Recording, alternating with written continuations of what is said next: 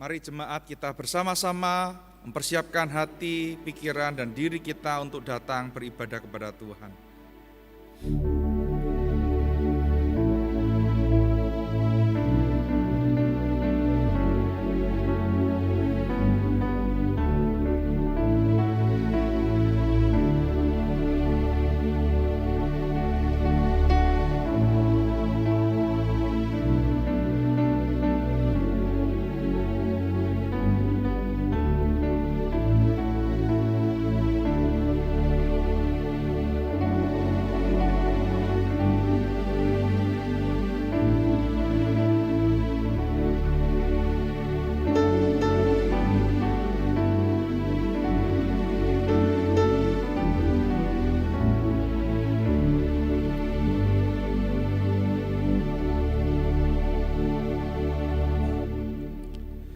Ibadah kita hari ini dimulai dengan sebuah pengakuan bahwa pertolongan kita datang dari pihak Tuhan, Allah pencipta langit dan bumi.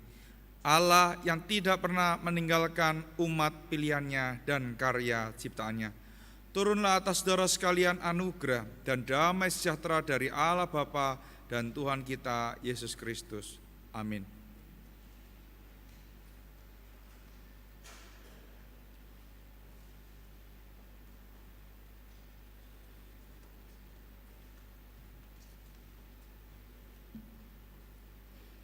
Selamat pagi Bapak Ibu jemaat yang dikasihi dalam Tuhan. Kita bersyukur kalau pagi hari ini sekali lagi kita diberikan kesempatan anugerah dari Tuhan untuk boleh datang beribadah di rumah Tuhan.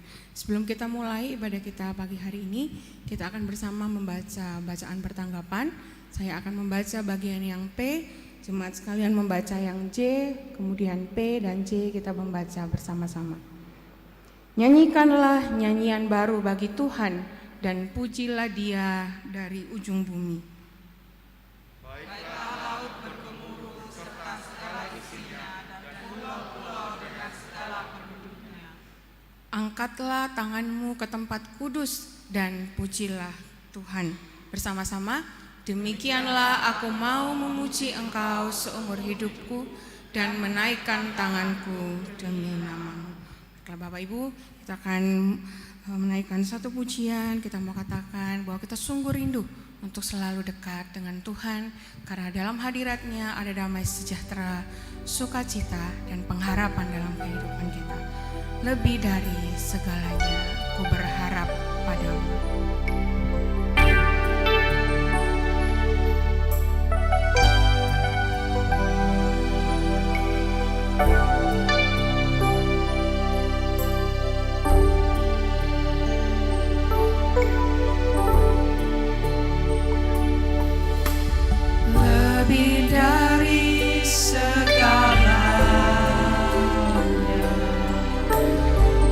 Berharap padamu.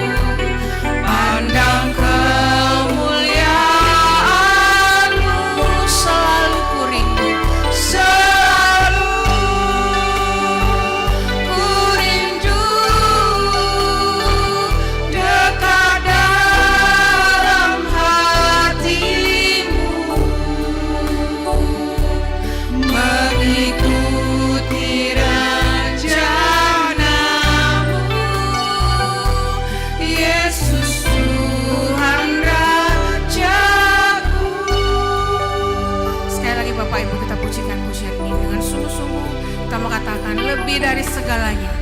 Lebih dari segala, Kami berharap padamu. ku berharap padamu. Lebih dari para penjaga, mengharap fajar pagi. Kami rindu hadirat-Mu, Tuhan.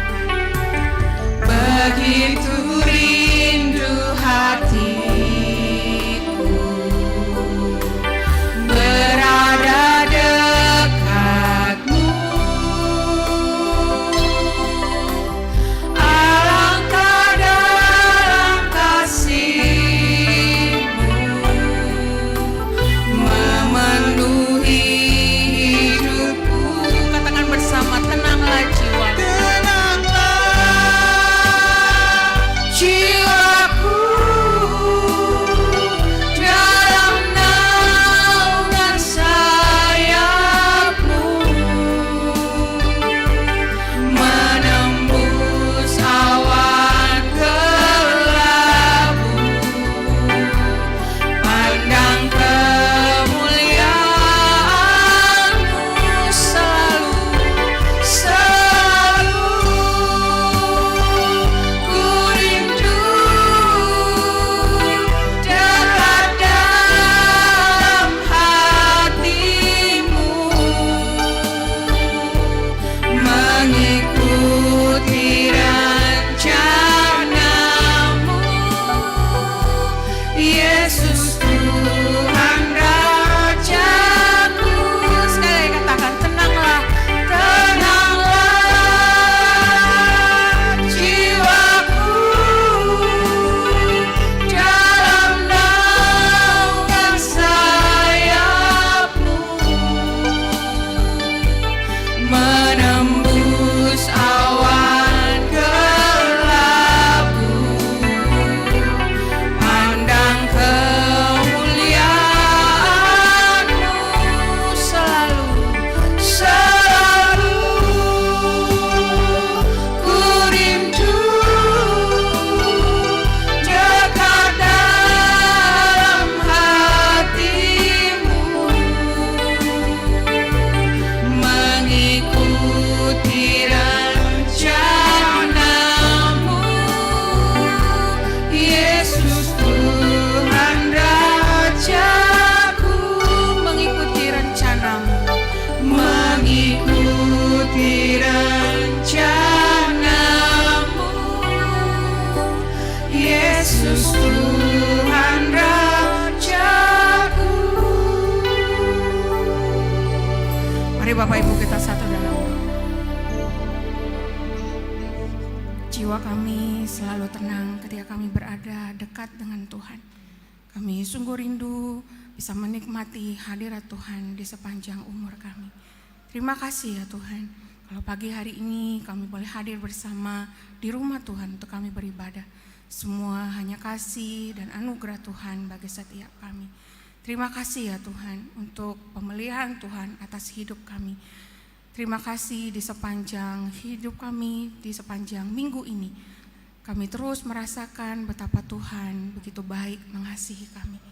Kalau pagi hari ini kami mau datang Tuhan di rumah-Mu, kami mau beribadah, biarlah hati kami boleh sungguh-sungguh rindu dekat dengan Tuhan, melekat di dalam kasih Tuhan, supaya kami boleh sungguh-sungguh diberkati lewat ibadah kami pagi hari ini.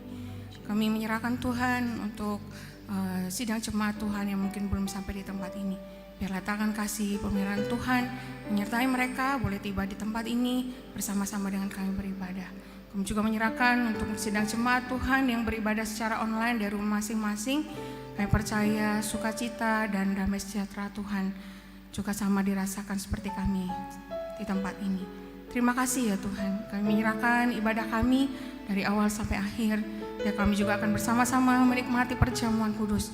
Biarlah kami boleh sungguh-sungguh bersekutu dengan Tuhan. Terima kasih Bapa. Ini doa kami, di dalam nama Tuhan Yesus kami berdoa. Amin. Jemaat silakan duduk kembali. Terlalu besar kasih Tuhan di dalam hidup setiap kita. pengorbanannya di atas kayu salib menyelamatkan hidup kita. Kita bersyukur kalau di awal minggu pertama ini di bulan September kita boleh bersama-sama beribadah sekaligus menikmati perjamuan kudus bersama-sama. Biarlah kita boleh mengingat betapa besar kasih Tuhan di dalam kehidupan kita. Kita mau datang dengan kerendahan hati kita, meminta Tuhan mengampuni segala dosa dan pelanggaran kita. Terlalu besar kasih-Mu Bapa.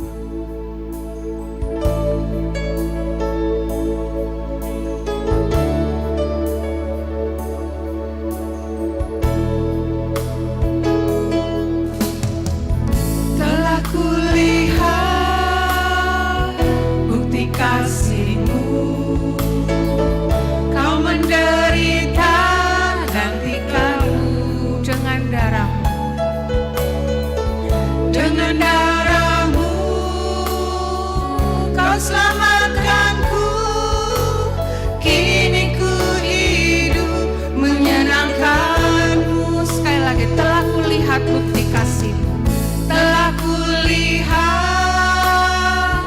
bukti kasih-Mu. Kau menderita gantikanku dengan darah-Mu, Kau selamatkanku. Kini ku hidup menyenangkan-Mu. Bersama-sama katakan terlalu besar. Terlalu besar kasih-Mu Bapa, pengorbanan yang Kau berikan bagiku.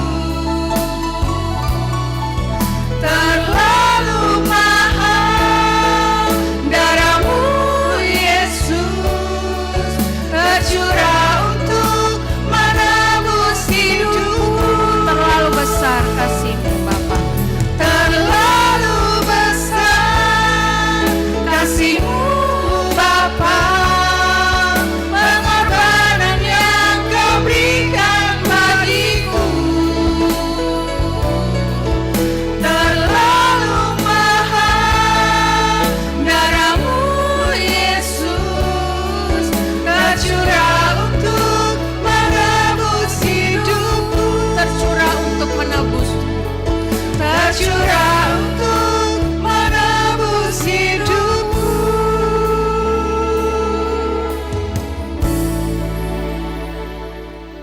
Mari Bapak Ibu dengan kerendahan hati saya berikan waktu kepada kita semua untuk boleh datang secara pribadi kepada Tuhan, memohon Tuhan mengampuni, menyucikan kita dari segala dosa dan pelanggaran kita.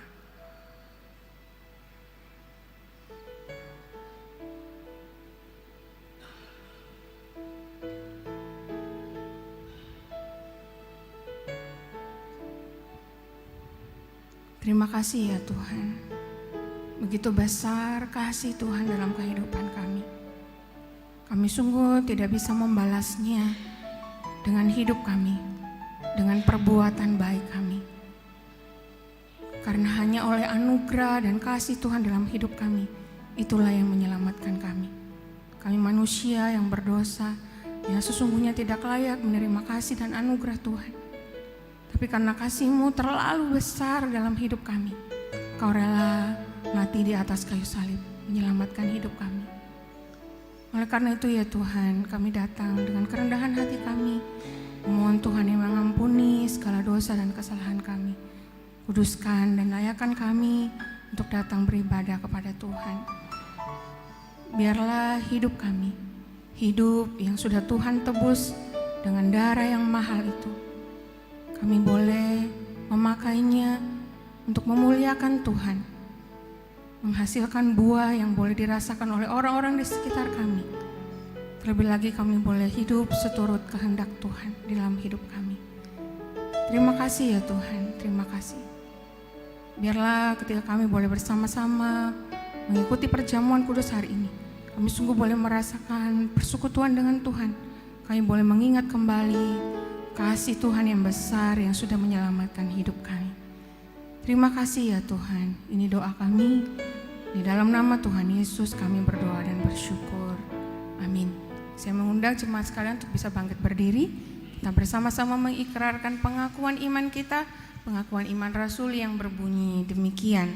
Aku percaya kepada Allah, Bapa yang Maha Kuasa, Khalik langit dan bumi, dan kepada Yesus Kristus, anaknya yang tunggal, Tuhan kita, yang dikandung dari Roh Kudus, lahir dari anak darah Maria, yang sengsara di bawah pemerintahan Pontius Pilatus, disalibkan, mati, dan dikuburkan, turun ke dalam kerajaan maut. Pada hari yang ketiga, bangkit pula dari antara orang mati, naik ke sorga, duduk di sebelah kanan Allah, Bapa yang Maha Kuasa, dan dari sana ia akan datang untuk menghakimi orang yang hidup dan yang mati. Aku percaya kepada Roh Kudus, gereja yang kudus dan am, persekutuan orang kudus, pengampunan dosa, kebangkitan tubuh, dan hidup yang kekal. Amin. Bapak Ibu, saya mau lihat seberapa kita yang datang hari ini bersuka cita hari ini. Boleh lambaikan tangan Bapak Ibu. Puji nama Tuhan. Kita bersyukur. Kita mau datang kepada Tuhan dengan hati yang bersyukur, dengan hati yang penuh sukacita sebab Dia Allah dan Tuhan yang berkuasa atas hidup kita. Datang pada Tuhan dengan sorak-sorai kita pujikan bersama-sama.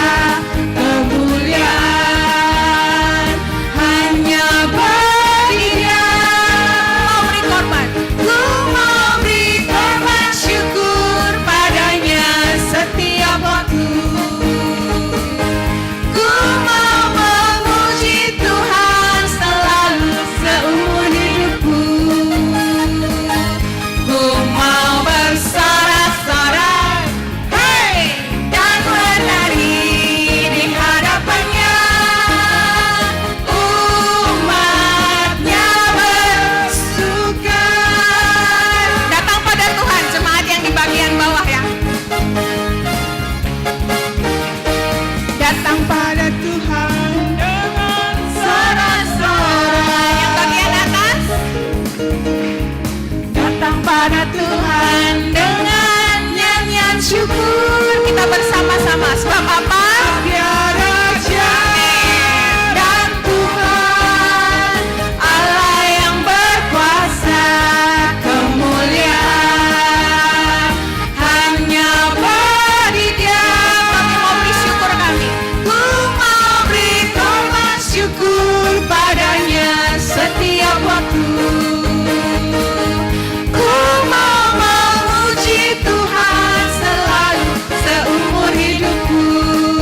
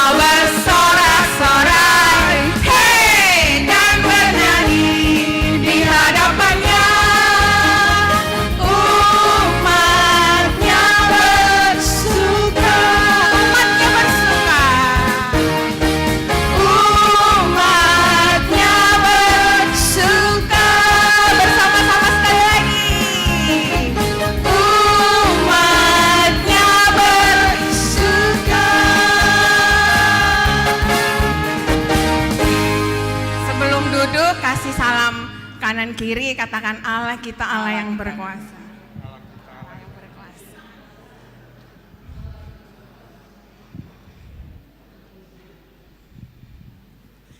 Ya, silakan duduk Bapak Ibu.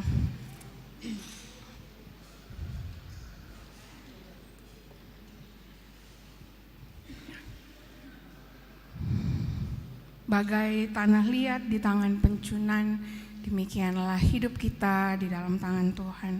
Biarlah pagi hari ini kita boleh datang dengan kerendahan hati kita. Kita mau dengan kerendahan hati dibentuk oleh Tuhan menjadi bejana yang indah, yang sempurna di hadapan Tuhan. Biarlah pujian ini menghantar kita untuk mendengarkan kebenaran firman Tuhan.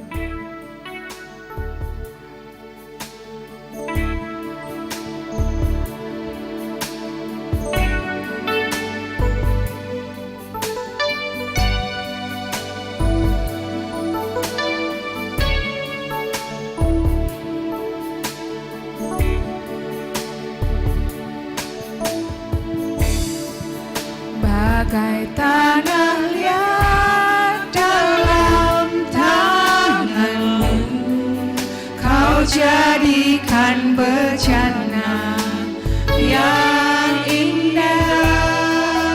Demikian aku dalam tanganmu, kau sungguh berharga di matamu. Sekali katakan, bagai tanah liat dalam tanganmu.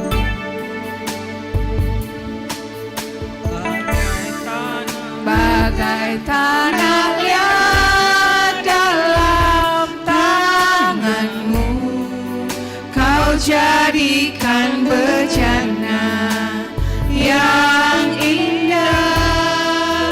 Demikian aku dalam tanganmu, ku sungguh berharga di matamu. Engkaulah Tuhan, Engkaulah Tuhan,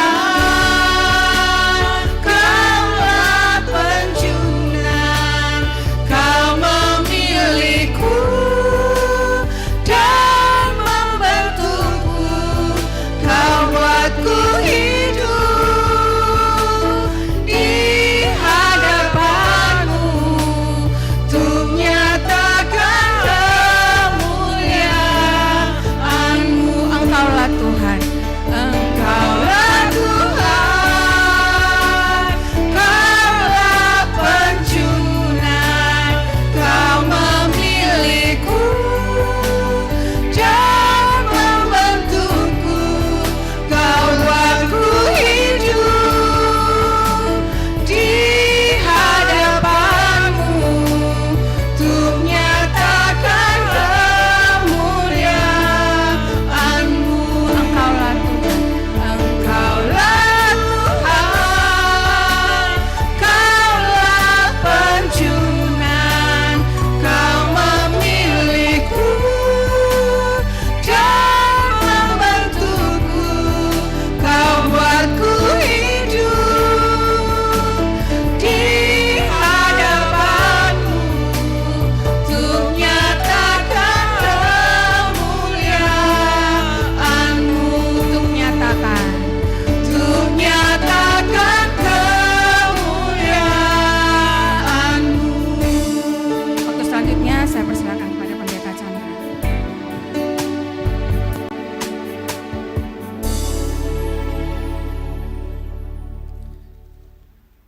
Shalom. Shalom.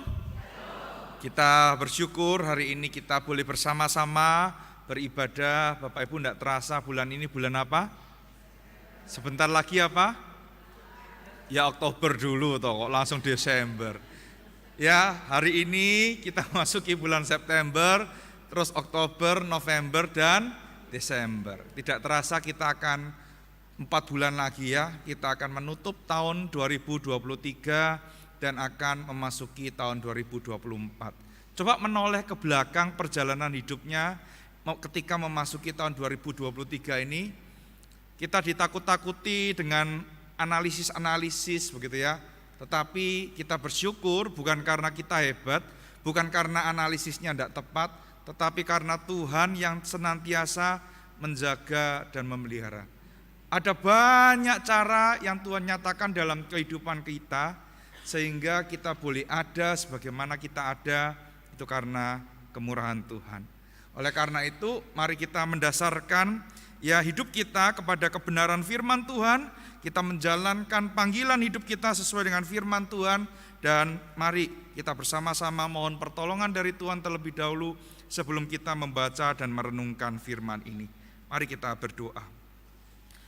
Bapa di dalam surga, ketika kami menoleh ke belakang, kami sungguh terkagum akan kemurahan Tuhan, karya Tuhan yang boleh Tuhan nyatakan di dalam kehidupan kami dari hari ke hari. Sehingga kami boleh ada sebagaimana kami ada, itu semua karena kemurahan Tuhan.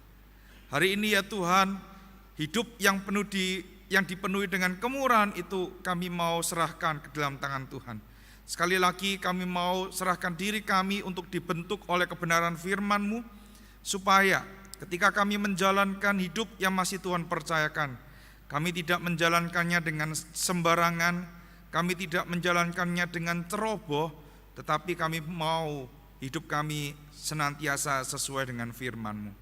Pakai hamba-Mu yang penuh dengan kelemahan ini untuk menguraikan firman bagi kami. Dengar doa kami, di dalam nama Tuhan Yesus kami berdoa. Amin. Bapak Ibu, tema kita hari ini adalah mandat budaya. Mari saya mengajak kita membuka firman Tuhan dari Kejadian pasal yang pertama, ayat yang ke-26 sampai dengan ayat yang ke-28. Kejadian pasal yang pertama, ayat yang ke-26 sampai dengan ayat yang ke-28. Jikalau Bapak Ibu sudah menemukan, bisa memperhatikan, saya akan membacakan bagi kita. Demikian bunyi firman Tuhan. Berfirmanlah Allah, baiklah kita menjadikan manusia menurut gambar dan rupa kita, supaya mereka berkuasa atas ikan-ikan di laut dan burung-burung di udara dan atas ternak dan atas seluruh bumi dan atas segala binatang melata yang merayap di bumi. Maka Allah menciptakan manusia itu menurut gambarnya. Menurut gambar Allah diciptakannya dia, laki-laki dan perempuan diciptakannya mereka. Allah memberkati mereka, lalu Allah berfirman kepada mereka, beranak cuculah dan bertambah banyak, penuhilah bumi dan taklukkanlah itu. Berkuasalah atas ikan-ikan di laut dan burung-burung di udara dan atas segala binatang yang merayap di bumi. Sampai demikian jauh pembacaan firman Tuhan. Selamat dan berbahagia bagi setiap kita yang membaca dan merenungkan firman ini dalam kehidupan kita sehari-hari. Bapak Ibu Saudara yang dikasihi oleh Tuhan, untuk memulai khotbah ini saya mengajak kita untuk menyaksikan sebuah tayangan yang diunggah di Instagram CNN beberapa waktu yang lalu. Ya, mari kita lihat bersama-sama.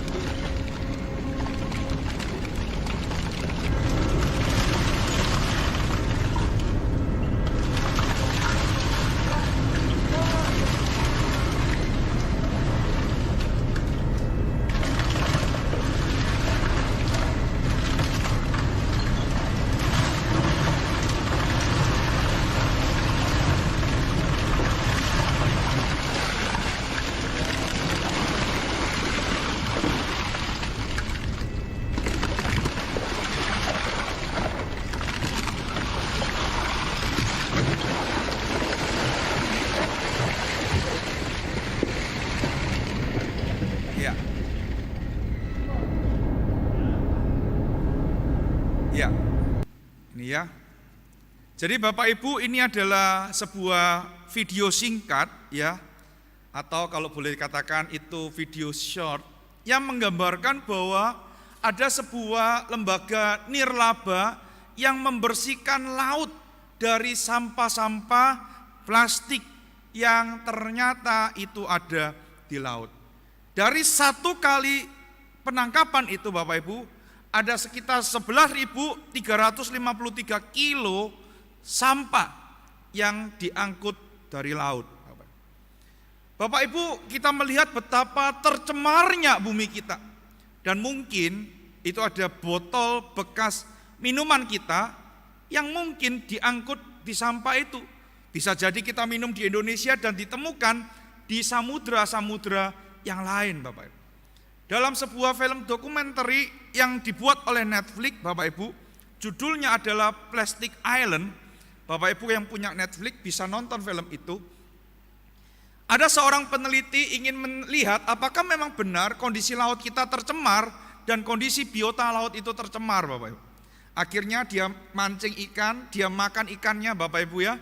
Terus kemudian dia ingin meneliti apakah di dalam perut ikan ini ada plastiknya, biji plastik atau tidak begitu ya. Bapak Ibu ketika dimakan, mohon maaf ini ya, di dalam film itu diteliti Bapak Ibu, orang yang makan itu besok pagi kan buang kotoran begitu ya. Kotorannya diambil dan dilihat di mikroskop Bapak Ibu, ternyata di dalam tubuhnya mengeluarkan kotoran dan itu ada plastiknya. Bapak Ibu, ini adalah sebuah kondisi yang nyata. Saya tidak menakut-nakuti Bapak Ibu ya. Saya tidak meden-medeni Bapak Ibu.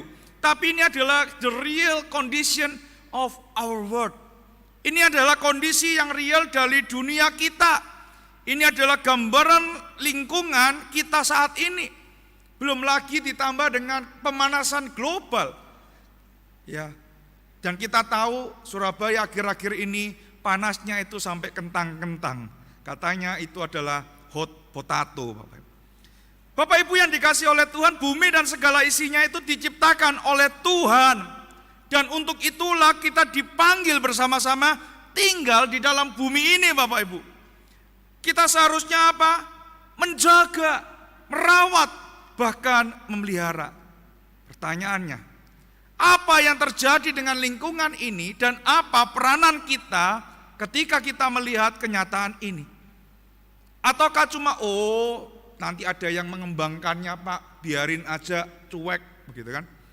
Dan penemuan terbaru Bapak Ibu, sampah plastik itu bisa dimanfaatkan ulang untuk membangun gedung-gedung bertingkat.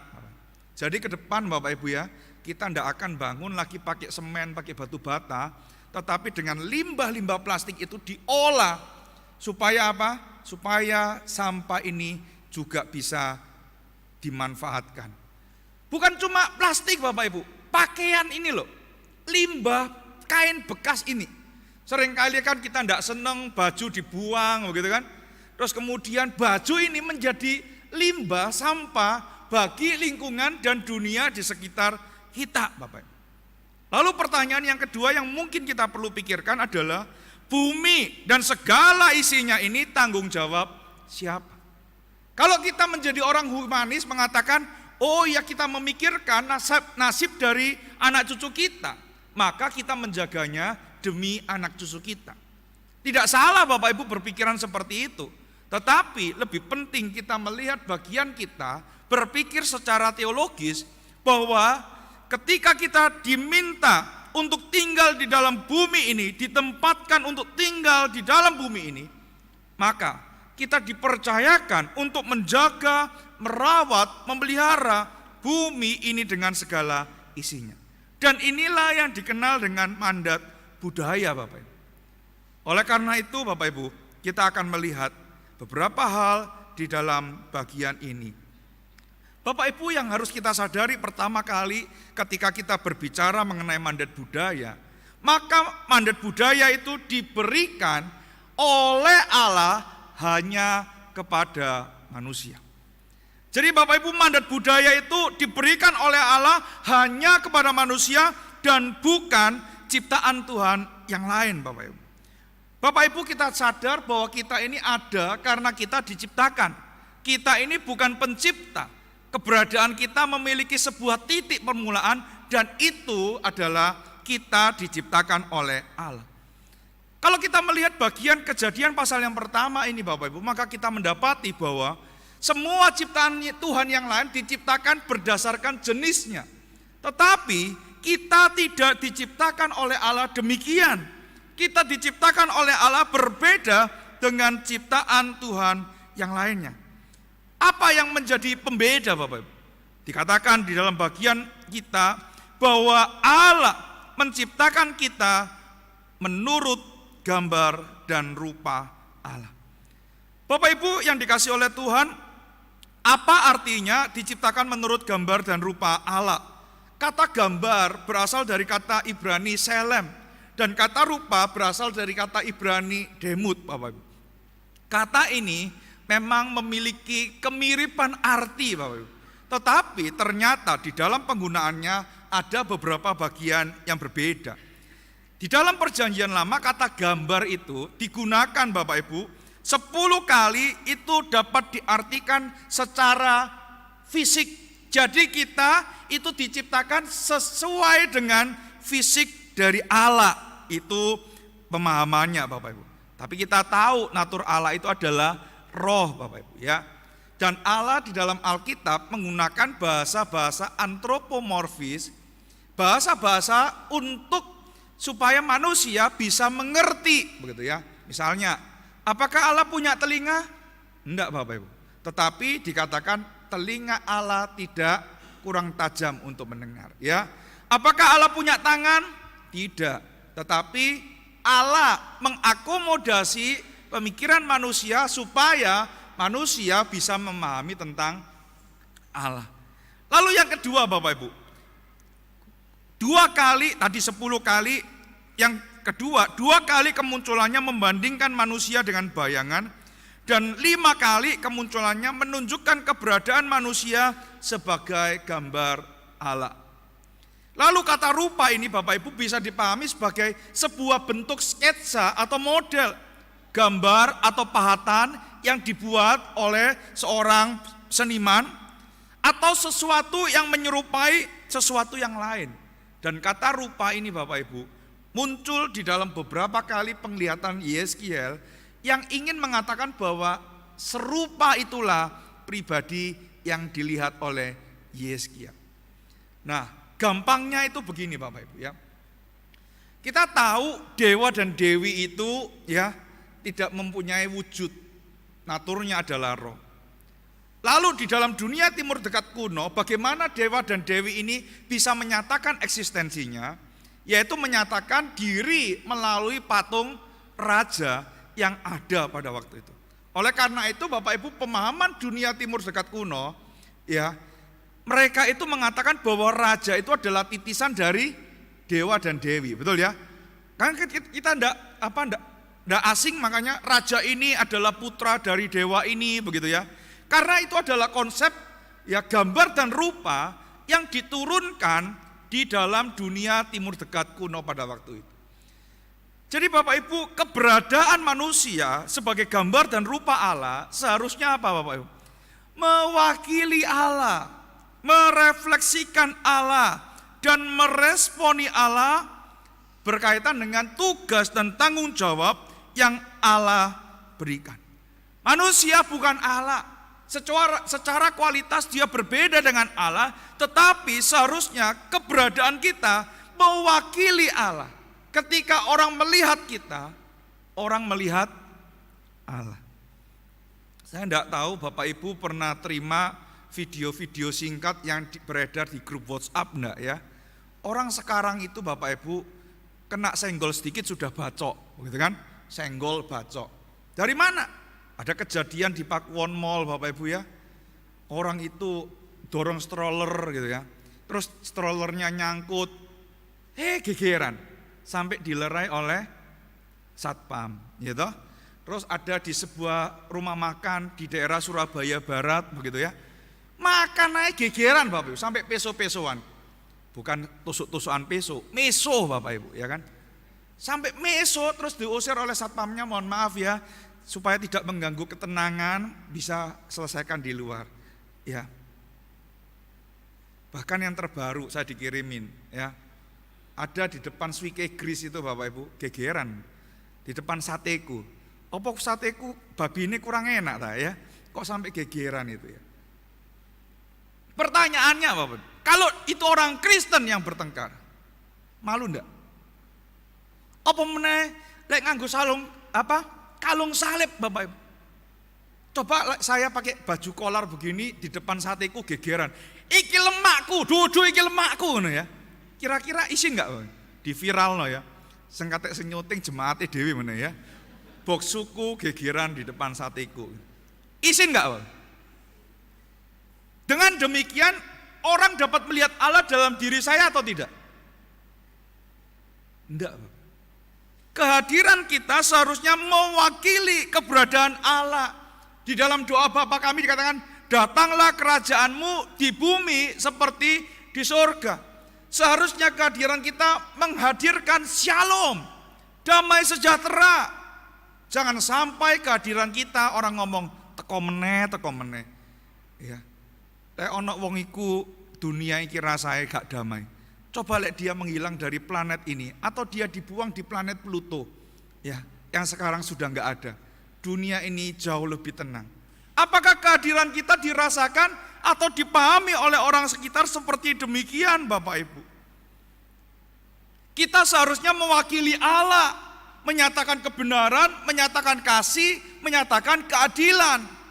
Termasuk juga kita mewakili Allah di dalam hal menguasai bumi ini. Oleh karena itu Bapak Ibu, menanggapi hal ini, seorang teolog yang bernama Francis Schaeffer mengatakan bahwa manusia minimal memiliki 4 hal ini. Yang pertama Bapak Ibu, manusia memiliki yang namanya moralitas. Artinya apa? Manusia dapat memutuskan apa yang benar, apa yang salah, mana yang boleh, mana yang tidak boleh, apa yang baik dan apa yang tidak baik. Setiap kita punya sumber kebenaran yaitu Allah. Dan bibit kebenaran itu ada di dalam hati nurani kita Bapak Ibu. Kita tahu apa yang benar, kita tahu apa yang salah. Kita tahu apa yang tidak benar, kita tahu apa yang baik dan kita tahu apa yang jahat. Anak-anak yang masih sekolah, Pak Chandra tolong tanya ya. Menurut anak-anak semua mencontek itu benar atau salah? Ama, Nesa, Kiel, Yoel di mana Yoel? Oh ya Yoel. Menurut kalian Nicole, Asael, Alan ya. Menurut kalian mencontek itu benar atau salah? Yang benar ngomong begini jempol. Kalau salah jempolnya diturunkan. Benar atau salah? Ada yang bilang salah, ada yang jempolnya naik gitu ya. Yang jempolnya naik mungkin otaknya perlu dikalibrasi lagi gitu ya. Oke, bapak-bapak, ibu-ibu merebut suami atau istri orang lain benar atau salah? Salah ya? Bapak-bapak merebut istri orang lain benar atau salah? Benar, kata Pak Daniel loh ya, meskipun saya enggak dengar tapi mimik mulutnya benar loh ya, hati-hati loh ya. Nanti habis ini konseling aja ya. Saya yakin kita tahu apa yang benar, apa yang salah, betul ya? Kemarin ya saya nonton Instagram gitu ya. Di Indonesia itu katanya ya masalah yang terbesar itu diakhiri dengan huruf C Bapak Ibu. Yang sekarang ini. Apa yang pertama di Jakarta itu polusi katanya ya. Yang kedua itu korupsi ya kan? Dan yang ketiga itu apa? Apa? Bukan. Mengurangi hukuman mati polisi katanya. Katanya loh ya, itu bukan saya ya yang ngomong ya. Nanti saya bisa rujuk. Bapak Ibu kita tahu mana yang benar, mana yang salah. Karena apa? Kita diciptakan menurut gambar dan rupa Allah. Enggak jujur benar atau salah? Salah. Enggak usah diterangkan, kita tahu standar kebenaran itu karena standar kebenaran itu ada di dalam diri kita. Yang kedua Bapak Ibu, selain manusia memiliki moralitas, manusia memiliki rasio Bapak Ibu. Kita dapat berpikir Melalui pemikiran kita, kita dapat menghasilkan sesuatu. Bapak Ibu nanti juga pulang bisa nonton film Boeing Downfall, Bapak Ibu. Kok saya jadi promo Netflix ya? Gitu ya. Boeing Downfall ini Bapak Ibu adalah sebuah kisah nyata dari kejatuhan pesawat Lion Air 737 MAX itu, Bapak Ibu. Jadi Bapak Ibu pernah dengar beberapa waktu yang lalu ketika Lion Air itu naik tiba-tiba hilang di Jakarta itu ya. Nah itu ternyata pakai pesawat Boeing 737 MAX itu. Ada sistem-sistem yang baru. Saya mau tanya, yang paling berbahaya ketika kita terbang naik pesawat itu kapan Bapak Ibu? Waktu di atas atau waktu di mana? Hah? Waktu take off sama waktu landing Bapak Ibu. Jadi waktu di udara itu sebenarnya pilotnya ngapain? Autopilot Bapak Ibu, jadi pilot itu paling enak ya. Sudah take off, prepare to take off gitu ya. Terus sudah naik itu ya. Terus pramugarinya tanda kenakan sabuk pengaman sudah dimatikan. Bapak Ibu bisa meninggalkan, menuju ke toilet dan lain sebagainya gitu kan. Pilotnya ngapain? Tinggal dipencet autopilot Bapak Ibu. Kenapa kok pesawat ini tidak jatuh? Karena gaya gravitasi Bapak Ibu. Gaya gravitasi itu kan apa? 9,8 kg per ms kuadrat, ya kan? Kenapa? W itu kan arahnya ke bawah. W itu apa? Yang belajar fisika, gaya berat. Yang IPA, ada yang IPA di sini, W itu gaya berat. Selalu arahnya ke bawah. W itu sama dengan M kali G, betul ya? Masanya dikalikan gravitasinya. Kenapa pesawat itu bisa tahan di atas? Minimal ada gaya yang melawan, yang besarnya itu lebih besar daripada gaya berat ini. Sehingga dia tidak terjatuh. Siapa yang bisa merancang itu? Manusia Bapak. Siapa yang bisa bangun rumah dengan indah, tidak bisa roboh karena gempa? Manusia. Di Jepang itu Bapak Ibu ya, bangunan itu didesain katanya ya, bisa mengikuti gelombang dari gempa itu, luar biasa ya pondasinya. Karena apa? Jepang itu selalu akrab dengan gempa. Ya. Siapa yang bisa menciptakan semua itu? Manusia. Bahkan kita sakit ada obat, siapa yang menemukan obat-obat itu? Manusia Bapak Ibu. Karena kita dapat berpikir, maka kita dapat menciptakan sesuatu. Lalu yang ketiga, dikatakan bahwa manusia itu diciptakan menurut gambar dan rupa Allah, berarti manusia adalah makhluk yang kreatif, sama dengan Allah. Coba lihat kanan kiri Bapak Ibu. Ganteng-ganteng dan cantik-cantik ya. Nggak usah lihat ke depan, pasti ganteng, begitu kan? Lihat ke kanan dan kiri Bapak Ibu, ganteng-ganteng dan cantik-cantik. Ingat kita ini God's workmanship. Kita itu diukir oleh Allah sedemikian indah, sedemikian bagusnya. Sehingga Bapak Ibu kita ini bisa meneladani Allah di dalam hal itu. Dan yang terakhir, manusia dapat mengasihi. Kita memiliki kasih Bapak Ibu. Ya, kita memiliki kasih, tetapi kualitas kasih kita berbeda dengan kasih Allah. Kasih kita itu ada batasnya, kasih Allah tidak ada batasnya. Nah, lalu Bapak Ibu, apa saja mandat yang Allah berikan? Karena kita diciptakan menurut gambar dan rupa Allah, apa sih mandat yang Allah berikan? Ada dua Bapak Ibu di dalam ayat 28. Apa itu? Beranak cucu dan bertambah banyak, itu adalah mandat yang pertama. Yang kedua, memenuhi bumi, menaklukkan itu dan berkuasa atas bumi itu. Bapak Ibu, seorang teolog ya bernama Nancy Pierce di dalam bukunya Total Truth mengatakan bahwa dua mandat ini memiliki arti yang berbeda. Yang pertama beranak cucu dan bertambah banyak berarti kita mengembangkan dunia sosial kita. Dengan cara apa Bapak Ibu? Membangun keluarga, membangun komunitas di gereja, komunitas di sekolah, di perkotaan kita, pemerintah-pemerintah kita, bahkan dalam hal hukum.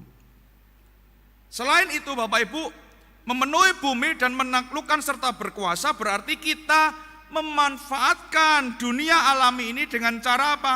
Kita menanam tanaman, kita membangun jembatan, kita mendesain komputer, kita menciptakan musik. Artinya apa? Segala hal yang kita kerjakan di dalam dunia ini digunakan untuk upaya merawat bumi ini, supaya bumi ini bisa memancarkan kerajaan Allah. Nah, Bapak Ibu, bagaimana hal ini diterapkan Bapak Ibu? Di dalam hal sosial Bapak Ibu, dunia sosial dimulai dari institusi yang paling kecil, yaitu apa? Pernikahan Bapak Ibu, keluarga. Jadi Bapak Ibu, alangkah tidak tepatnya apabila kita melegalkan pernikahan yang sejenis. Karena apa? Pernikahan yang sejenis itu tidak didesain untuk apa? Mengembangkan dunia sosial ini.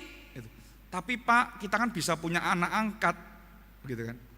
Tetapi bukan itu tujuan Tuhan menciptakan itu, Bapak. Steve and Adam tidak bisa punya anak, betul ya? Demikian juga dengan Caroline dan siapa lagi, Susi, tidak bisa punya anak, Bapak. Dunia sudah hancur, Bapak Ibu. Mereka berusaha menciptakan pernikahan versi mereka sendiri karena sesuka mereka, dan akhirnya merusak desain yang Allah telah tetapkan. Termasuk juga dengan isu yang belakangan ini muncul, child free Bapak Ibu. Menikah tapi tidak mau punya anak. Biaya anak sekarang tambah lama tambah tinggi, betul Bapak Ibu, tidak salah. Tetapi saya percaya ada anugerah Tuhan yang Tuhan nyatakan dalam hidup kita. Pendeta Yakub Susabda di dalam bukunya Bapak Ibu mengatakan begini, kita meneladani Allah di dalam pernikahan melalui kita menciptakan dalam tanda petik anak-anak. Kita meneladani Allah, Allah menciptakan Adam dan Hawa. Lalu ketika kita menikah, kita mempunyai daya cipta. Makanya di dalam pernikahan ada yang namanya prokreasi Bapak Ibu. Sehingga melalui hubungan suami istri itu kita bisa menciptakan dalam tanda petik anak-anak itu. Dan di dalam hal itulah kita meneladani Allah. Di dalam hal yang kedua Bapak Ibu, manusia diberikan kepandaian, kekreatifan untuk apa? Untuk mengembangkan dunia ini. AI, penemuan yang paling terbaru Bapak Ibu. Ya, teknologi itu baik enggak? Baik Bapak Ibu. Tetapi di satu sisi teknologi juga akan membunuh kita. Pencipta AI mengatakan hati-hati dengan artificial intelligence yang telah ada. Ya. Bapak Ibu, nanti ya, orang bisa kalau kangen sama saya enggak perlu foto saya, ya. Bisa Bapak Ibu masukkan di AI, saya tuh bisa ngomong. Ya. Mungkin Bapak Ibu bisa pakai topeng saya dan bisa berperan sebagai saya. Itu yang dilakukan oleh artificial intelligence. Bagus enggak? Bagus. Untuk membangun komunikasi, iya. Membangun peradaban, iya. Betul. Bahkan Bapak Ibu kalau sekarang komplain di salah satu toko online Bapak Ibu, Bapak Ibu komplain lewat chat begitu ya. Yang jawab siapa? Apakah customer service-nya? Chatbot, robot itu yang bales. Jadi Bapak Ibu dikatakan ketika kita diciptakan di dalam dunia ini menurut gambar dan rupa Allah, berarti Bapak Ibu kita seharusnya menciptakan kebudayaan. Kebudayaan itu apa? Cara kita hidup, bagaimana kita hidup di dunia ini, dan kita membangun yang namanya peradaban dunia ini, civilization ini. Bapak Ibu, perkembangan peradaban dunia diketahui dari apa Bapak Ibu? Pembangunan kotanya, betul enggak? Misalnya nih, kita pergi ke sebuah kota di pedalaman, terus kemudian bangunannya masih kuno-kuno, kita tahu peradabannya belum berkembang. Ya, orang mungkin kuliah ke kota besar, tapi tidak mau kembali ke sana untuk membangun kota itu. Akhirnya apa? Perkembangan kota itu tidak baik misalnya. Kalau stadion zaman sekarang itu kan sudah canggih dan modern. Wah, stadion di kota itu Pak, tribunnya masih semenan begitu ya. berarti kita tahu peradabannya kurang berkembang. Jadi Bapak Ibu, kita diberikan kepandaian, kita diberikan kekreatifan, kita diberikan rasio untuk apa? Mengembangkan dunia ini, Bapak Ibu. Dan perintah ini tidak bisa dilepaskan, Bapak Ibu. Beranak cucu itu diberikan di dalam kaitannya supaya manusia menguasai dunia ini, Bapak Ibu. Makanya dikatakan Adam itu, Hawa itu diciptakan untuk apa? Menolong Adam. Menolong Adam dalam hal apa? Menggenapkan rencana Allah di dalam dunia ini. Bapak Ibu, saudara yang dikasih oleh Tuhan, jadi anak-anak muda, ya, beranak cucu bukan sebuah mandat yang diberikan hanya untuk memuaskan hawa nafsu atau hasrat seksual kita semata-mata, tetapi diberikan oleh Allah di dalam rangka menggenapkan mandat yang telah Allah berikan. Bagi Bapak Ibu, lalu pertanyaannya bagi kita yang sudah jatuh ke dalam dosa, apa artinya mandat ini Bapak Ibu? Bapak Ibu, mandat ini adalah sebuah bayangan bagi kehidupan kita, umat manusia di dalam dunia dan langit yang baru. Minggu lalu kita sudah dengarkan.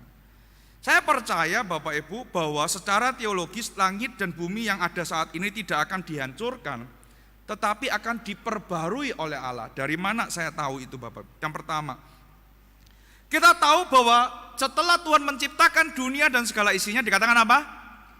Setiap selesai menciptakan, Tuhan melihat segala sesuatunya itu baik. Bahkan terakhir ditutup dengan sungguh amat baik. Berarti Allah puas dengan dunia yang diciptakan ini Bapak Ibu. Jadi dunia ini tidak mungkin akan dihancurkan. Pertanyaannya, kalau dunia ini dihancurkan, Allah bisa nggak menciptakan ulang? Bisa, wong Dia Allah yang Maha Kuasa. Ya. Yang kedua Bapak Ibu, kejatuhan manusia ke dalam dosa membuat dunia ini rusak karena dosa. Ketika kita jatuh ke dalam dosa, yang senang siapa Bapak Ibu? Iblis atau Allah? Iblis ya. Tujuan iblis adalah merusak desain Allah supaya dunia yang dibuat Allah dengan sungguh amat baik itu menjadi rusak dan hancur. Kalau dunia ini dihancurkan oleh Allah, maka secara teologis iblis akan bersorak-sorai. Karena apa? Dia yang menang. Penebusan Kristus tidak akan ada artinya apa-apa. Jadi Bapak Ibu, secara teologis saya percaya bahwa penebusan Kristus itu menebus kita dan dunia ini. Sehingga dunia ini akan dipulihkan dan disempurnakan oleh penebusan Kristus ketika apa? Ketika Kristus datang kedua kalinya. Makanya Bapak Ibu, manusia yang tinggal di dalam dunia ini ketika meninggalkan rasanya kok berat begitu ya. Kenapa? Karena ada banyak hal yang indah di dalam dunia ini.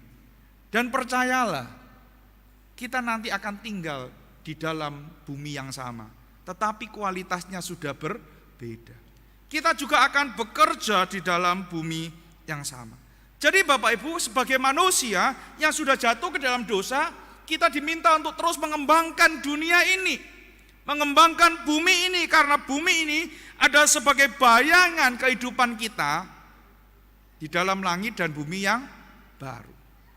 Jadi Bapak Ibu, pertanyaannya, aplikasinya bagi kita setelah mendengarkan firman Tuhan kita apa Bapak Ibu? Yang pertama, ada dua aplikasi.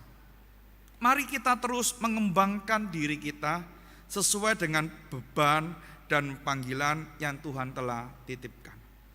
Bapak Ibu, mohon maaf, seringkali gereja juga bersalah karena gereja menganggap bahwa gereja ini adalah tempat untuk hal-hal secara spiritual. Sementara yang bukan spiritual itu bukan di gereja tempatnya, bukan. Masalah lingkungan tidak perlu dibahas di gereja karena ada lembaga-lembaga lingkungan, salah. Seharusnya masalah lingkungan juga menjadi concern dari gereja. Karena apa? Karena itulah yang Tuhan berikan di dalam kehidupan kita. Dan seringkali Bapak Ibu, orang menganggap menjadi hamba Tuhan itu adalah sebuah profesi yang paling mulia, kalau boleh dikatakan profesi. Sementara yang lain itu adalah pekerjaan-pekerjaan sekuler. Saya mengatakan kita tidak boleh memandang seperti demikian. Ketika kita hidup di dalam rangka untuk menuju kepada pemulihan dunia ini, maka Bapak Ibu mau menjadi dokter, mau menjadi koki, mau menjadi tukang masak, menjadi programmer, pencipta lagu, karyawan, pemadam kebakaran, presiden, guru, seorang akuntan, seorang cleaning service, sama mulianya dengan Bapak Ibu menjadi seorang hamba Tuhan. Bapak Ibu menjadi seorang pedagang, berdagang dengan jujur, berdagang dengan benar, menjadi seorang pelaut karena nenek moyang kita adalah pelaut.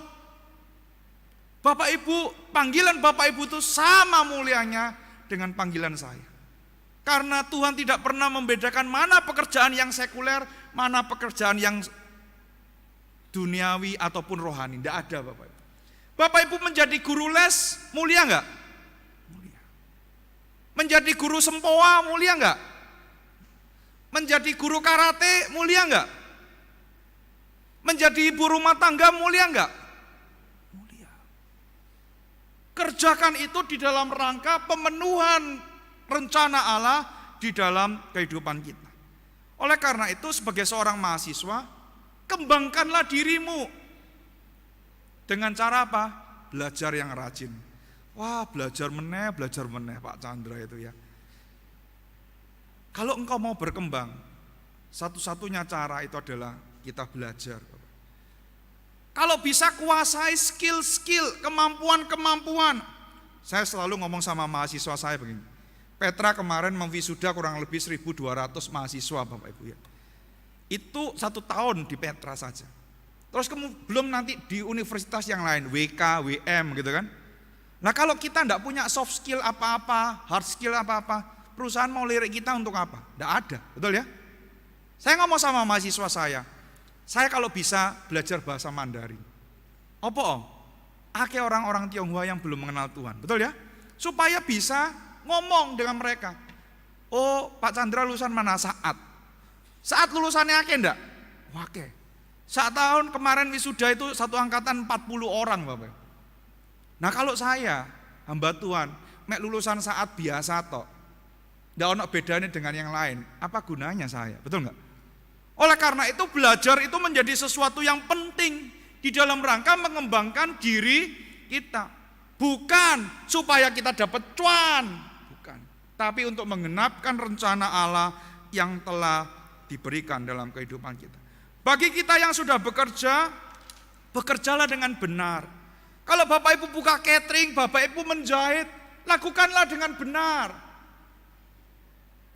Jadi cleaning service, lakukanlah dengan benar. Bahkan Martin Luther pernah mengatakan bagaimana kita tahu Allah itu memerah susu sapi.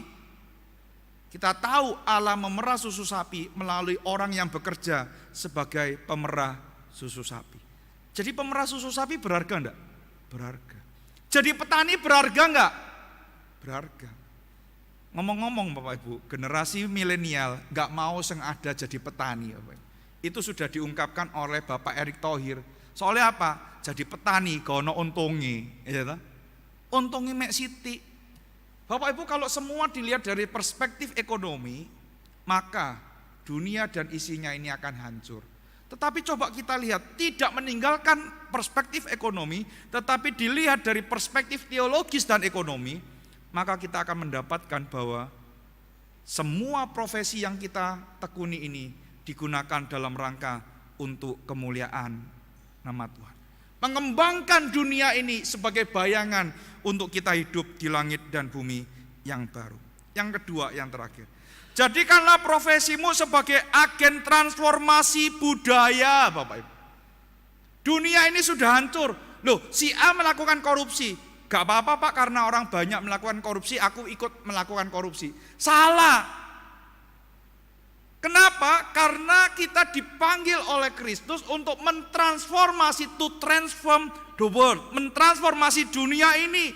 Bukankah karya penebusan Kristus itu juga mentransformasi, mengubah hidup kita? Dan seharusnya kita membawa apa? Perubahan melalui hasil budaya, hasil karya kita, ide-ide kita, nilai-nilai kita, pemikiran kita, dan memberikan pengaruh. Jangan kita yang dipengaruhi. Saya masih ingat Bapak Ibu, ketika saya masuk pertama kali ya, gereja itu kalau ada kedukaan selalu ngirimkan papan bunga. Dan papan bunga itu kan mahal ya, 300 sampai 500 ribu pada waktu itu. Lalu saya usul gini, gimana kalau kita cetak roll banner yang isinya umum, terus kita pasang nanti di adijasa, sementara uang untuk karangan bunga itu kita berikan untuk ke keluarga. Betul nggak? Jadi Bapak Ibu, kita tetap ngasih ucapan duka cita, tapi uangnya itu nanti kita berikan. Bisa nggak? Melalui pemikiran-pemikiran yang ada, kita bisa mewarnai dunia ini. Melalui apa Bapak Ibu? Pemuritan satu demi satu. Dan kita juga apa? Tidak memiliki teologi yang eksklusif. Artinya apa? Kita mau terjun di dalam area publik. Melalui apa? Kalau Bapak Ibu ada yang dipilih jadi RT, jadilah RT. Saya support sepenuhnya. Kalau saya bisa dipilih jadi RT, saya mau. Tapi nggak mungkin bisa. Kenapa? KTP saya melok mama saya di Simopomahan, ya toh. Sementara saya tidak mau pindah, karena lek pindah kan setengah mati ya. Nah di Babatan Mukti ya saya kasih KTP Simopomahan. Jadi saya nggak mungkin bisa dipilih jadi RT. Tapi saya memberikan pemikiran kepada Pak RT. Pak, di Babatan Mukti ini Pak, kok puweteng ya Pak gange Pak? Koyok kini gak tahu bayar listrik ya Pak gitu. Dari Pemkot gak ada lampu untuk ini ta Pak, PJU gitu. Oh bisa Pak ngajukan, tapi karena kita belum diserahkan ke Pemkot jadinya susah. Oh ya udah, nanti kita tunggu. Kalau sudah diserahkan ke Pemkot kita bisa ngajukan PJU. Saya tahu Bapak Ibu, waktu itu saya minta pengajuan PJU di Kupang Jaya ini loh, kan gelap. Saya ngomong sama Pak RW, iki kok koyok ngene ya, gelap ngene ya. Sudah Pak, kami sudah ada musrembang, jadinya bisa diajukan. Kan ada lumayan ya meskipun tidak banyak, ada lampu-lampu itu. Jalan rusak, lapor ke Pak RT, ya toh? Lapor aja. Kapan hari di belakang itu kan jalannya rusak toh? Waktu Pak Kiming masih hidup saya ngomong, "Su, ini jalan rusak. Orang-orang kesulitan naik ke sini." Ya apa? Sekolah nanti memperbaiki. Nanti tamono sama Pak RW. Oh ya gak apa-apa Boksu, jalankan itu. Terus kemudian saya ngomong sama Pak RW. Pak RW, jalannya ten buri ku rusak. Nanti tak diperbaiki kita sama sekolah di Corno. Oh, gak usah Pak Chandra, gak usah. Kita sudah ngajukan ke Pemkot. Oh nggih, ngoten nggih. Nggih, gitu ya. Bisa enggak? Seringkali Bapak Ibu kita menjadi orang Kristen yang eksklusif. Kita mengaku punya orang teologi yang benar, tapi kita tidak mau keluar. Kemarin pertandingan futsal di Babatan Mukti Bapak Ibu, saya senang sepak bola. Saya nonton itu Bapak Ibu ketika ditekel, wah bledoknya Bapak Ibu, wah kayak asap gitu ya, kayak Jakarta gitu ya. Saya sampai watuk-watuk. Saya ngomong sampai mantan RT, Pak ini gak digolekno dana ta Pak? Ben didandani rumputnya ben ketok api. Wah angel Pak Chandra. Aku ngomong nanti ya, saya coba tak carikan dana. Dandani rumputnya Gereja Babatan Mukti. Itu yang seharusnya kita lakukan. Partisipasi di dalam ranah publik. Kalau Bapak Ibu mau jadi caleg, saya dukung enggak? Saya dukung, saya doakan. Tapi jangan sampai jadi caleg yang suka berkhianat, Bapak Ibu ya. Kan tema akhir-akhir ini adalah pengkhianatan di mana-mana, begitu kan. Jadi caleg yang benar, yang memperjuangkan umat Kristen, memperjuangkan kebenaran dan keadilan. Oleh karena itu Bapak Ibu, mari kita pulang membawa firman Tuhan ini. Menerangi, makanya Kristen itu kan pengikut Kristus. Kita menjadi terang di tetangga-tetangga kita. Mau jadi ketua PKK, kalau ditonjok, monggo. Tapi ojo korupsi ya. Ya, kok mari ngono nyekel duitnya arisan, RT, dinggo korupsi. Pak Chandra katanya butuh dana, tak jukukno duit arisan, ojo ngisi-ngisini. Ya. Mama saya sampai sekarang jadi bendara PKK Bapak. Kalau minggu ayo diajak anak, ayo nggen ke gereja, enggak iso nggen ono PKK. Loh ya apa sih ono PKK? Ya. Mari kita berbagian di dalam mengembangkan langit dan bumi ini. Ya, jadi Bapak Ibu kita orang Kristen itu tidak eksklusif, tetapi kita mau terlibat di dalam dunia ini. Ya, hal yang paling sederhana apa? Mengurangi sampah plastik. Itu yang paling sederhana. Yang kedua, tidak menggunakan listrik secara berlebihan. Ya, itu hal yang paling sederhana. Mari kita kembangkan dunia yang Tuhan telah ciptakan ini di dalam rangka penebusan yang telah Kristus lakukan sebagai bayang-bayang kita tinggal di dalam langit dan bumi yang baru. Kiranya Tuhan memberkati setiap kita. Mari kita berdoa.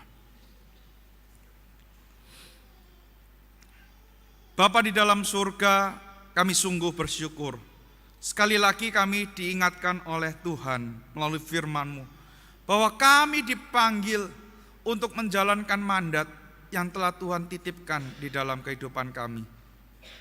Dengan segala kepandaian kami, dengan segala hikmat bijaksana kami, dengan segala talenta yang Tuhan percayakan, kami dipanggil untuk berbagian di dalam mengembangkan bumi ini. Tuhan tolong kami supaya kami boleh menjadi garam dan terang di tengah-tengah lingkungan kami. Dan biarlah ketika kami diletakkan di tempat itu, kami boleh menjadi agen transformasi. Kami boleh mentransformasi nilai-nilai yang ada, mentransformasi norma-norma yang ada, mengembangkan kebudayaan, menciptakan kebudayaan, dan kami boleh membangun peradaban yang baru. Suara hamba-Mu telah selesai berbicara, tetapi biarlah Roh Kudus yang terus bekerja di dalam kehidupan kami. Dengar doa kami, di dalam nama Tuhan Yesus kami berdoa. Amin.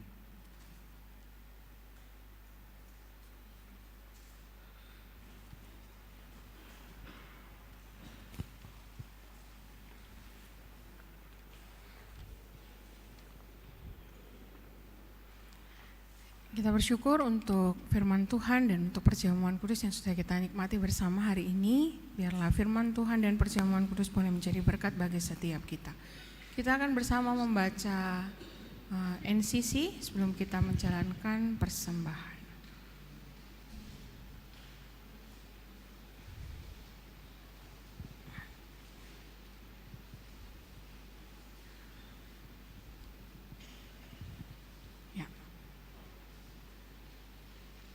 Apa satu-satunya harapan kita dalam hidup dan kematian?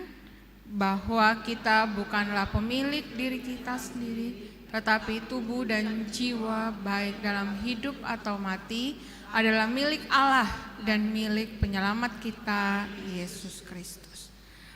Bapak Ibu, di minggu pertama di bulan September ini akan dijalankan persembahan persepuluhan.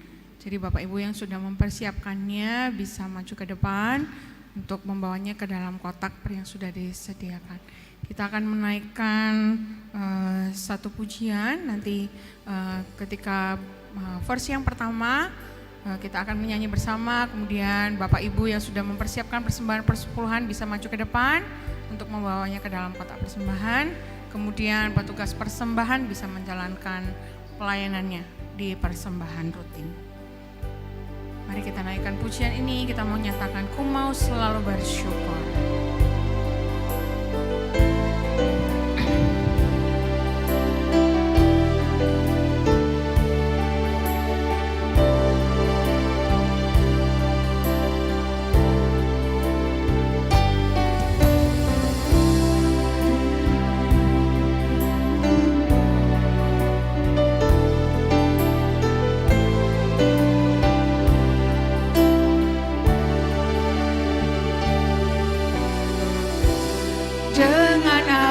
Aku membalas kasih-Mu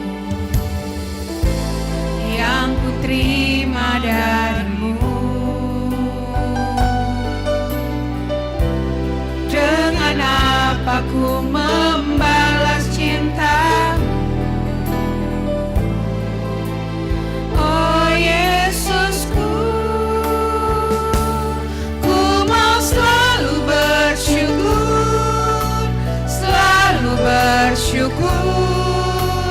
Kau Tuhan yang setia, yang selalu menopang. Ku mau selalu bersyukur, selalu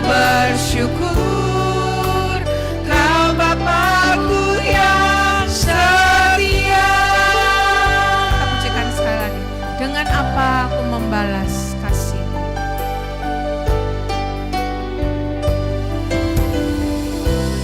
Dengan apa ku membalas kasih-Mu yang ku terima dari-Mu? Dengan apa ku membalas cinta-Mu? Oh Yesusku,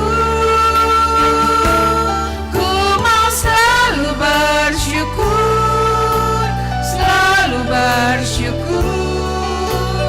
Kau Tuhan yang setia, yang selalu menopang. Ku mau selalu bersyukur, selalu bersyukur. Kau Bapa-Ku yang setia. Ku mau selalu bersyukur, selalu bersyukur. Kau Tuhan yang setia, yang selalu menopang. Ku mau selalu bersyukur, selalu bersyukur. Kau Bapa-Ku yang setia. Ku mau selalu bersyukur, selalu bersyukur.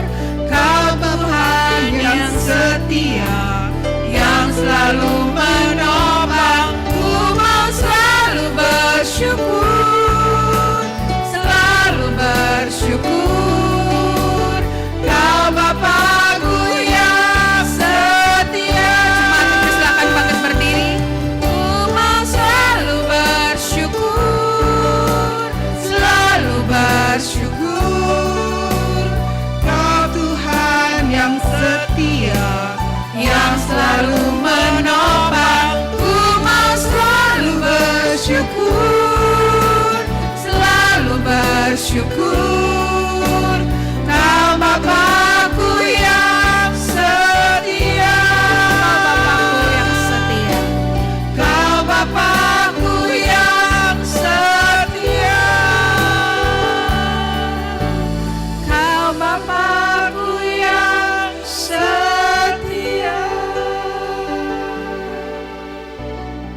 Sungguh Engkau Bapa yang setia bagi setiap kami. Kami sungguh melihat betapa penyertaan-Mu di dalam kehidupan kami ya Tuhan.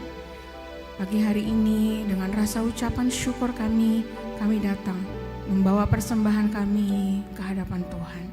Tuhan, kami mengucap syukur untuk setiap berkat yang Tuhan percayakan dalam hidup kami. Terima kasih untuk pekerjaan yang masih bisa kami jalani. Terima kasih untuk kesehatan dan kekuatan yang masih Tuhan anugerahkan bagi setiap kami. Biarlah persembahan kami sebagai wujud rasa syukur kami karena kebaikan Tuhan dalam kehidupan kami. Tuhan boleh sucikan, Tuhan boleh pakai persembahan ini untuk pelayanan pekerjaan Tuhan melalui Gereja Kristen Kalam Kudus Kupang Jaya di tempat ini. Terima kasih ya Tuhan. Kami bersyukur untuk firman Tuhan dan perjamuan kudus yang boleh kami nikmati hari ini. Biarlah semuanya itu mendatangkan berkat bagi kami. Kami mengingat kembali karya Tuhan dalam kehidupan kami, serta menuntun kami untuk mengerjakan apa yang Tuhan mau untuk kami lakukan dalam hidup kami.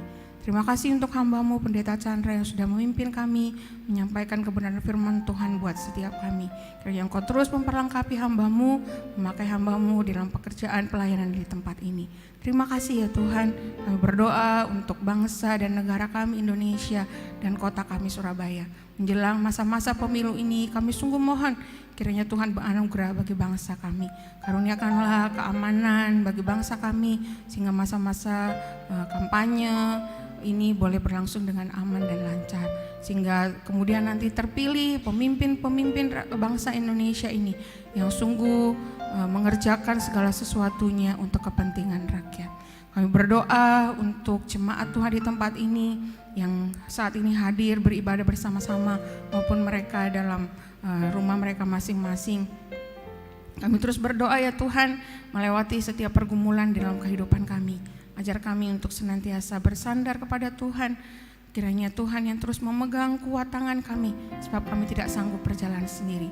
Berkati setiap jemaat Tuhan dalam pekerjaan, dalam studi, dalam keluarga, dalam setiap apapun yang kami lakukan ya Tuhan. Biarlah semua yang kami lakukan itu boleh memuliakan nama Tuhan. Terima kasih Bapak. Ini doa syukur kami, doa syafaat kami serahkan hanya di dalam satu nama, Tuhan Yesus Kristus, Juru Selamat kami yang hidup. Kami berdoa dan bersyukur. Amin. Kita akan menutup ibadah kita siang hari ini. Kita akan menaikkan bersama doksologi, kemudian nanti ditutup dengan Amin Song dan doa berkat oleh Pendeta Chandra.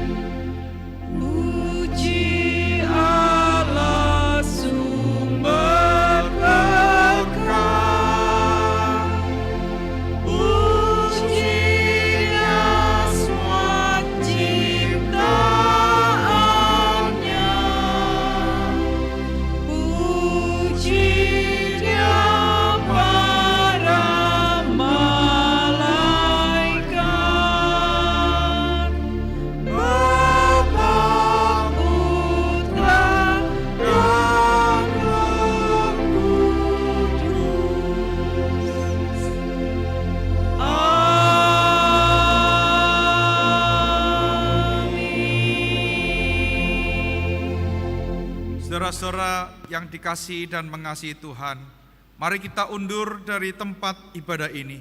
Kita pulang ke tempat kita masing-masing, melakukan tugas, panggilan, dan tanggung jawab yang masih Tuhan percayakan dalam kehidupan kita. Penuhilah mandat budaya itu, pulanglah, arahkanlah hatimu kepada Tuhan, dan terimalah berkat Tuhan. Kiranya Tuhan memberkati engkau dan melindungi engkau. Tuhan menyinari engkau dengan wajah-Nya dan memberi engkau kasih karunia. Tuhan menghadapkan wajah-Nya kepadamu dan memberi engkau damai sejahtera mulai dari sekarang sampai selama-lamanya. Amin.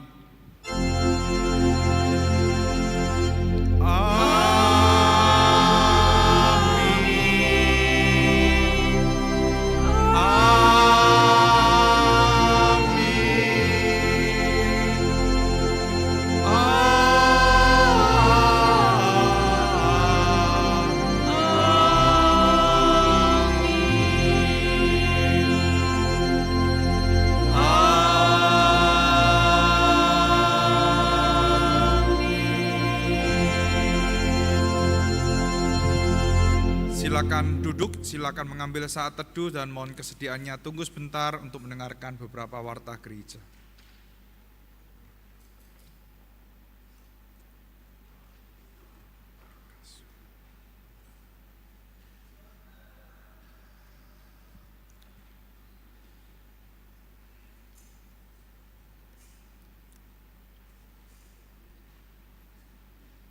Shalom Bapak Ibu. Pertama-tama saya mengucapkan terima kasih untuk Bapak Ibu yang sudah terlibat di dalam pelayanan hari ini. Kiranya apa yang kita lakukan terus diperhitungkan sebagai sebuah kebenaran di hadapan Tuhan.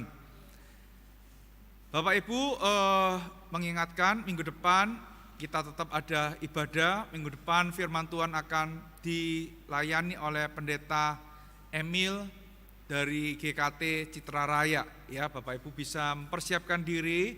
Ibadah kita jam berapa Bapak Ibu? 9.30 ya. Jadi mari kita siapkan diri supaya kita boleh datang bersama-sama untuk beribadah dengan baik. Ya, Rabu ini Bapak Ibu ibadah doanya itu onsite ya, jam 7 malam di sini ibadahnya onsite dan bukan online ya. Diharapkan ibu-ibu, bapak-bapak sekalian bisa mengikutinya bersama-sama ya. Nah, Bapak Ibu, saya kepikir ya program jimpitan ini kita susah ya kalau setiap minggu ngumpulkan begitu ya.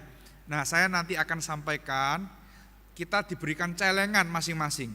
Setiap yang mau memberi ngambil celengan itu terserah Bapak Ibu, sehari 500, sehari 1.000, nanti setelah 6 bulan dikumpulkan, dibagikan ya beras kepada jemaat dan orang-orang yang membutuhkan. Karena apa? Kalau sudah ngasih persembahan, di luar ada kotak lagi kok lupa ya. Nah, waktu saya khotbah beberapa waktu yang lalu, gereja itu ada celengan misi Bapak Ibu. Yang mau mendukung pekerjaan misi bisa ngambil celengan itu ya, terus ngumpulkan dan diberikan untuk gereja. Nah, mungkin kalau majelis menyetujuinya bisa dilakukan seperti itu. Bapak Ibu mau ngumpulkan setiap hari, kan jimpitan itu Bapak Ibu sehari berapa? 1 jumput begitu ya. Nah, untuk apa? Untuk membantu. Kalau dulu zaman saya tinggal di Simo ini Bapak Ibu, di pagar itu dikasih tempatnya beras Bapak Ibu ya. Ditaruh di sana, nanti ada petugas yang ngambili gitu kan. Nah, kalau semua berasnya kan gak podo, kok semangat dilu ono sing enak, dilu ono sing gak enak gitu kan. Kan kasihan. Nah, makanya majelis memikirkan dalam bentuk uang ya. Nah, kalau memang oke dalam bentuk celengan itu kan lebih enak ya. Setiap hari entah 1.000, entah 500, terserah. Setiap setengah tahun, nah celengannya jangan yang dari tanah liat Bapak Ibu. Mari tuku dibanting pecah. Kalau bisa yang bisa dibuka ya toh, terus nanti kalau mau ngisi lagi silakan mengambil begitu ya. Mungkin itu yang perlu kita perhatikan bersama-sama ya. Ya, kita terus doakan untuk mobil Alphard kita yang perlu diremajakan ya Bapak Ibu ya. Diharapkan Bapak Ibu bisa share untuk feed story yang ada supaya orang-orang juga bisa tahu Bapak Ibu ya. Oke, Bapak Ibu mengingatkan ya, akhir-akhir ini anak-anak banyak terserang muntah, terus kemudian diare gitu ya, terus batuk dan pilek. Jadi Bapak Ibu yang punya anak-anak usia sekolah, kalau bisa di sekolah tetap pakai masker ya. Hari Senin yang lalu Bapak Ibu anak saya yang kedua pulang itu muntah-muntah ya. Wah, itu setengah mati kalau muntah itu ya, biasanya dehidrasi dan apa gitu ya. Nah, puji Tuhan besoknya sudah tidak muntah lagi. Biasanya gejalanya begitu Bapak Ibu, muntahnya cuma sehari gitu ya, selesai. Nah, kita tidak tahu ini virus apa. Batuk pilek juga banyak Bapak ya. Jangan pikir corona hilang. Sri Mulyani waktu rapat dengar pendapat dengan anggota DPR disuruh memaparkan, dia tidak bisa ngomong. Soalnya apa? Suaranya serak. Di Jakarta ada polusi yang cukup tidak baik. Ya, kalau pagi kan kita lihat di Surabaya itu ada embun ya. Di Jakarta itu langitnya warnanya abu-abu, putih-putih, itu bukan embun Bapak, itu polusi. Ya, jadi kita terus menggunakan masker kalau boleh untuk kesehatan kita ya, menjaga orang lain. Karena orang sekarang punya prinsip gini, yang sakit tidak perlu pakai masker karena yang sehat sudah pakai masker. Nah, ini kan pikiran kualik-kualik ya. Jadi sekarang kita budayakan, kita kan harus jadi agen transformasi ya. Yang sehat pakai masker, yang sakit juga pakai masker, supaya kita semua bisa sama-sama sehat. Selamat hari Minggu, Tuhan Yesus memberkati.